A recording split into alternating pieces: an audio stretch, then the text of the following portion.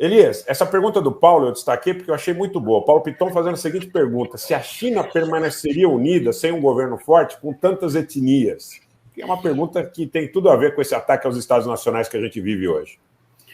Eu acho que a China tem uma característica que é muito diferente da Rússia. A Rússia tinha 156 nacionalidades. Não sei se eu estou correto, comandante. A ex-União Soviética.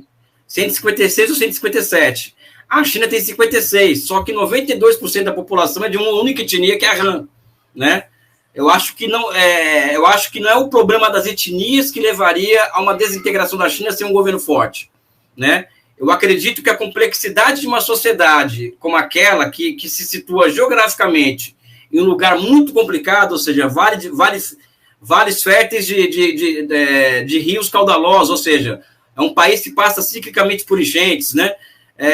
Um país que logo se faz necessária a existência de um Estado capaz de intervir rapidamente no território para poder enfrentar essas questões de ordem natural, né?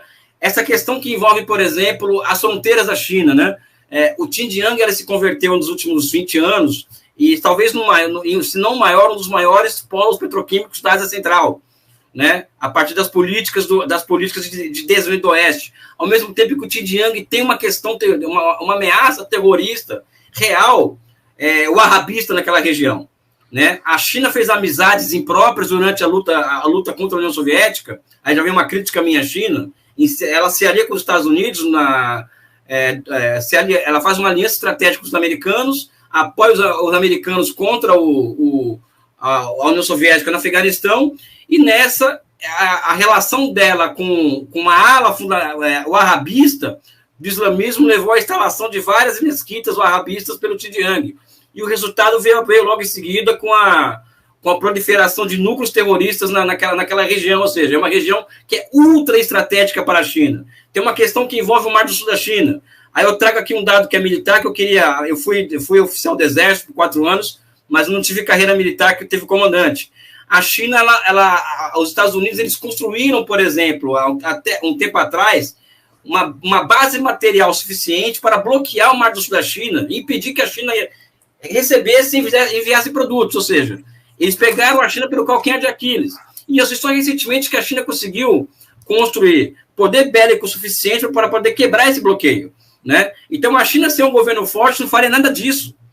Esse que é o X da questão, né? Então, além do fato que é histórico, a China ela é refratária do modo de produção asiático. Esse modo de produção asiático ele é caracterizado por um Estado muito forte e precocemente desenvolvimentista, justamente por ser um Estado que tinha como obrigação entregar grandes obras hidráulicas para milhares de camponeses, por conta das chuvas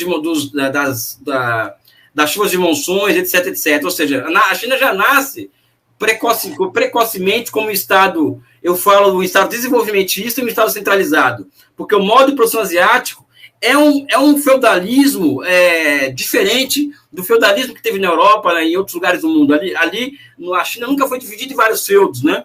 E sim, o grande senhor feudal era o Estado, enquanto a base camponesa embaixo tinha uma relação não de vassalagem, né? Mas algo semelhante à entrega da cota de coleta de impostos, etc., né? Perfeitamente. Você tocou num ponto, Elias, aí da questão dos wahhabis e dos salafistas também, que eles estão presentes não só no Xinjiang, mas eles estão presentes para que a opinião pública compreenda efetivamente do que se trata, porque fala muito no Brasil uma voz de islamofobia. Só que essa islamofobia que nós temos aqui no Brasil, muitas vezes voltada contra o governo iraniano, voltada contra o governo sírio, voltada contra o governo libanês, esse tipo de islamofobia é completamente inapropriado, uma vez que esses setores que o Elias suscitou aqui, trouxe, responsáveis pelos distúrbios em Xinjiang, são opositores desses governos e têm vínculos históricos com os governos dos Estados Unidos da América e da Turquia. O embaixador da Síria em Moscou, recentemente, inclusive, disse, e é uma nota do governo sírio, corroborada depois em Damasco, que esses grupos são treinados pelos Estados Unidos e pela Turquia para intervir na Síria, na Líbia, no Afeganistão. Partem muitos deles, inclusive do Xinjiang, e promovem distúrbios no Xinjiang. Então, para que as coisas fiquem claras, porque senão fica aquela coisa, os Estados Unidos são antagonismo aos grupos extremistas, mas esses grupos extremistas têm muita afinidade com os interesses geopolíticos dos Estados Unidos. Eu não estou fazendo juízo de valor, é uma constatação histórica, tá? Então é importante que a gente coloque isso também.